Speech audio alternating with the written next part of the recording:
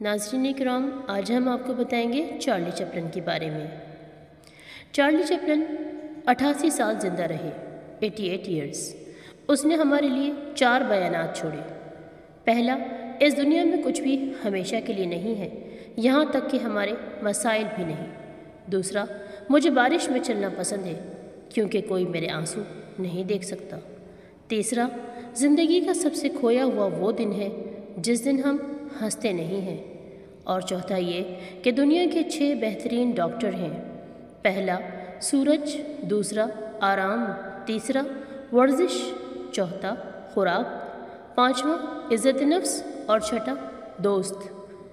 تو اپنی زندگی کے ہر لمحے پر ان سے جڑے رہیں اور صحت مند زندگی سے لطف اندوز ہوں۔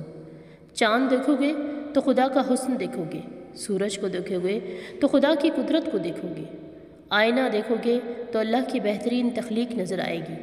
تو یقین کرو، ہم سب سیاح ہیں، خدا ہمارا ٹریول ایجنٹ ہے جس نے پہلے ہی ہمارے راستوں، بکنگ اور منزلوں کی نشاندہی کر رکھی ہے۔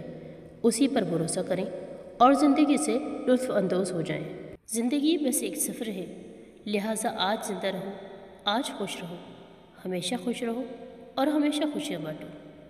صحت سے بڑی کوئی نعمت نہیں، اس نعمت کا اپنے رب سے دل سے شکر ادا کرو اور اس رب کی دل سے عبادت کرو۔